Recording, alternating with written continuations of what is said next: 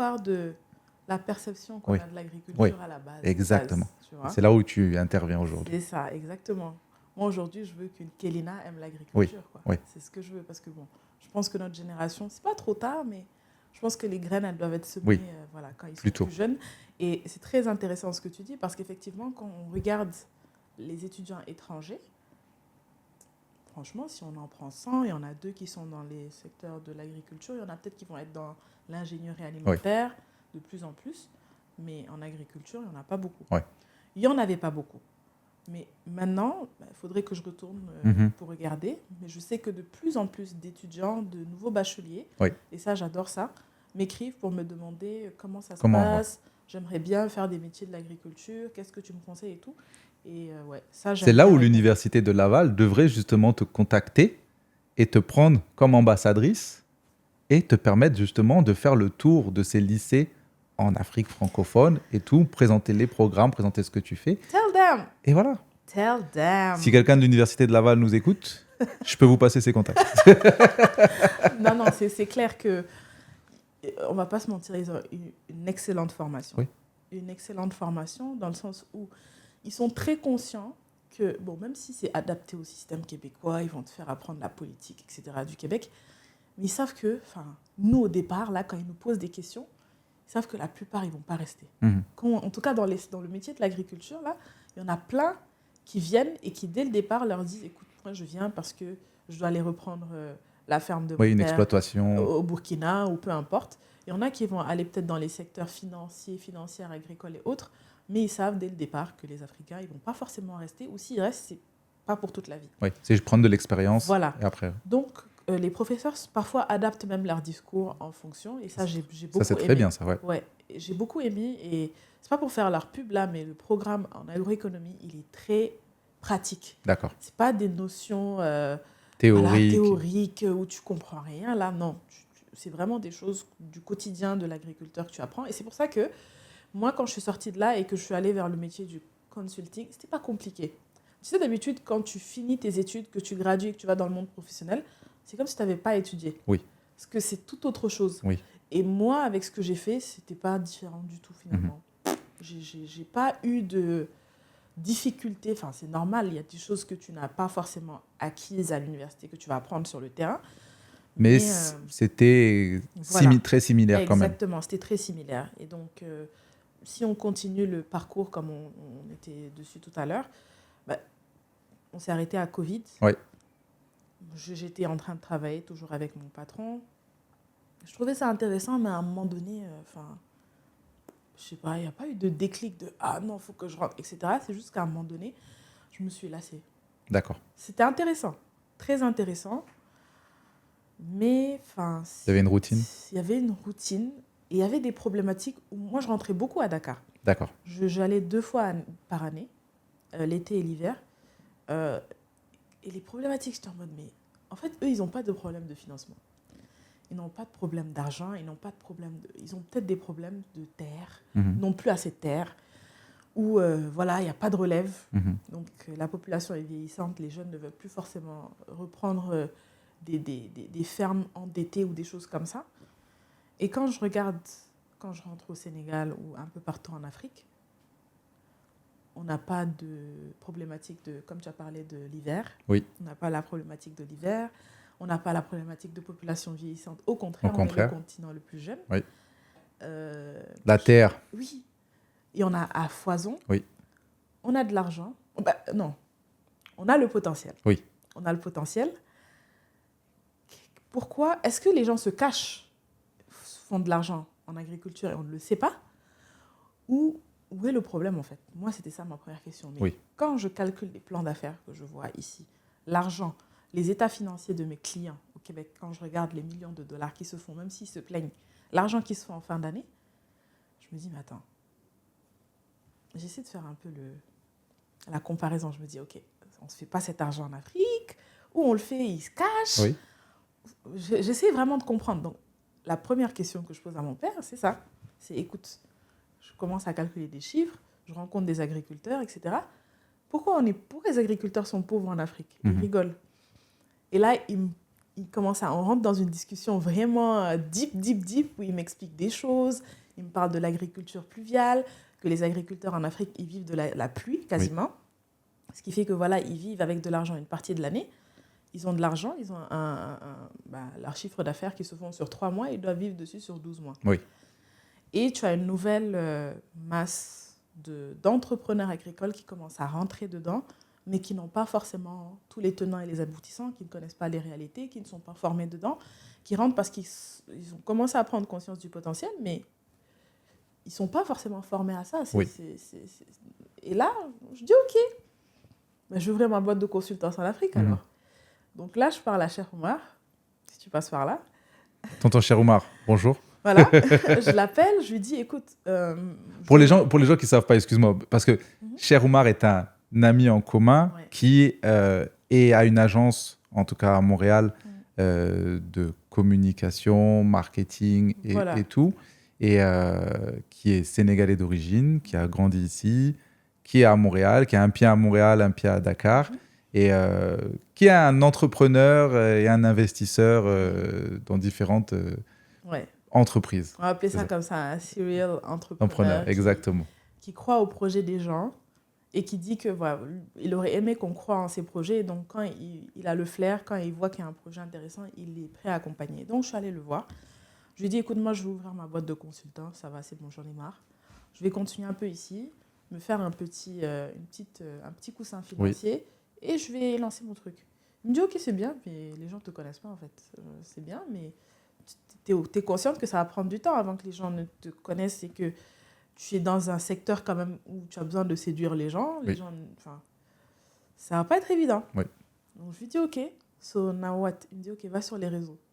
Je lui dis, mais je te parle de consulting, tu me parles de réseaux sociaux. De quoi tu me parles, en fait? Moi, je te parle d'ouvrir ma boîte de consultant, je vais juste transférer ce que je fais. Oui, mes connaissances. Voilà, tout simplement. Il me dit, ouais, mais tu sais, tu as déjà une bonne base, les gens t'aiment bien, tes amis t'aiment bien. Va sur les réseaux. Je dis, mais pour dire quoi? Qu'est-ce que je vais dire aux gens, en fait? Parce qu'à ce moment-là, tu as des réseaux, mais c'est très personnel. Ouais, c'est une page normale, quoi. J'ai 1000 abonnés, c'est mes amis. Est-ce que tu parles déjà d'agriculture à ce moment-là, avant, ou pas? Franchement, une fois en passant, quoi. Une fois en passant, si je vois un truc intéressant et autres. Et à la base, je gérais la page aussi de la boîte de consulting de mon patron. Et de temps en temps, je partageais des trucs. Mais honnêtement, sur 6 mois, je le fais une fois, quoi. D'accord. Donc, c'était pas quelque chose... Les gens qui me connaissaient vraiment savaient ce que je faisais, mais je n'en parlais pas sur les réseaux. Moi, les réseaux, c'était faire la belle. Et à ce moment-là, ce réseau ne s'appelle pas AgroBabe, j'imagine encore. Ça s'appelle Miss Senghor. Voilà. C'est tout. OK. Et donc, je lui dis, mais qu'est-ce que je vais faire? À ce moment-là, mon copain qui est devenu mon mari, je lui en parle. Il me dit, OK, vas-y, essaye de faire quelque chose. Je lui parle de mon idée, vraiment, mais je ne suis pas convaincue de cette histoire de réseau, quoi. Donc, je m'assois, je réfléchis, je regarde un peu, je benchmark pour voir qu'est-ce qui est fait. Bien sûr. Et là, je regarde c'est beaucoup plus sur YouTube que ça se passe. Je regarde un peu les vidéos, le contenu qui est fait, etc. Et là, je me dis, OK, je comprends pourquoi ça ne bouge pas beaucoup, sans pour autant ça se fait très bien. Hein. C'est juste que ce n'est pas à mon image. Et moi, ça ne m'aurait pas capté, ça ne m'aurait pas séduit. Donc, je dis, OK, je vais essayer de partir de ça. Et je vais essayer de faire quelque chose à mon image, quelque chose d'authentique, quelque chose de cool, quelque chose de frais. Et quelque chose que qu'une amie qui ne s'y connaît pas du tout, a quand même envie de suivre. A quand même envie de regarder.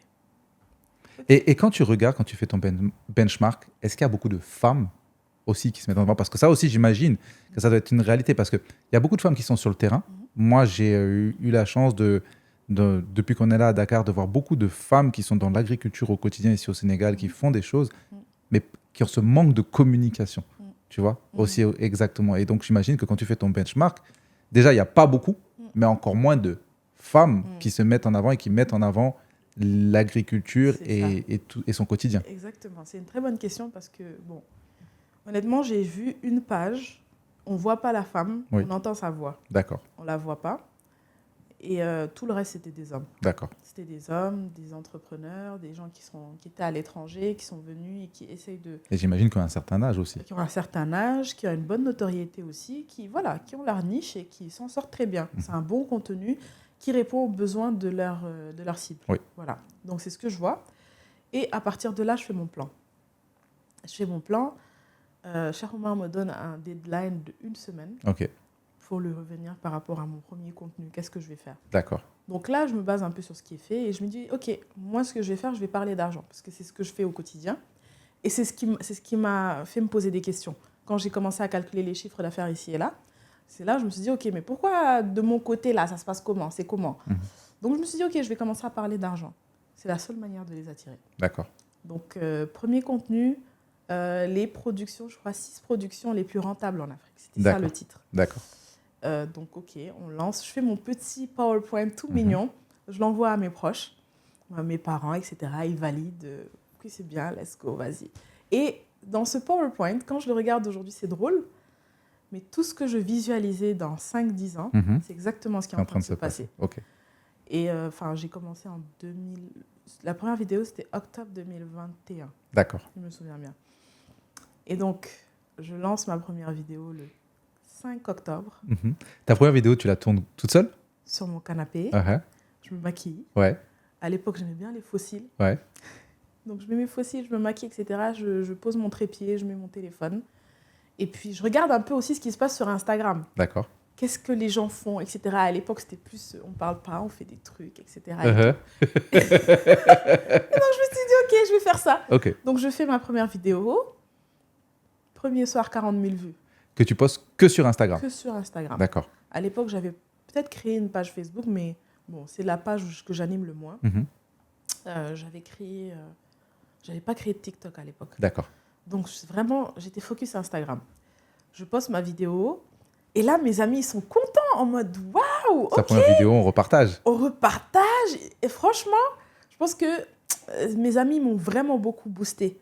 Je sais pas c'est parce qu'ils m'aimaient bien, ou parce qu'ils aimaient ce que je faisais, parce qu'ils se rendaient compte que c'était important, ou un mix des trois. Je pense que c'est un mix des trois. Ouais. Parce que généralement, je pense sur les réseaux, et tu vois, moi, aujourd'hui, c'est l'aventure que je vis avec ce que je fais. Tu vois, quand j'ai commencé ma page, et je pense que pour les gens qui nous écoutent, c'est très important de dire ça, il faut pas compter sur ses amis. Pourquoi? Parce que tes amis vont partager la première fois. Parce que tu lances quelque chose. Ils vont vouloir t'encourager, ils vont poster la première fois. Absolument. Mais quand tu vas passer un deuxième, un troisième, un quatrième, un cinquième contenu, il ne faut pas t'attendre à ce que tes amis partagent tout le temps. C'est pas tes community managers. C'est ça, exactement. Ils peuvent t'encourager, ils peuvent te booster. Ça peut leur parler de temps en temps, donc ils vont repartager un truc.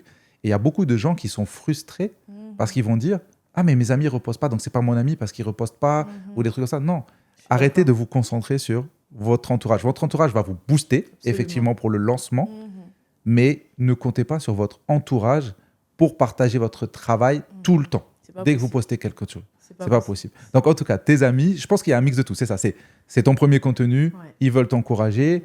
Je pense que sûrement le contenu leur parle, donc aussi, si ça leur parlait pas, que ça résonnait pas et tu n'as pas envie de le partager. Donc, tu as un mix, effectivement, je pense. J'ai un mix.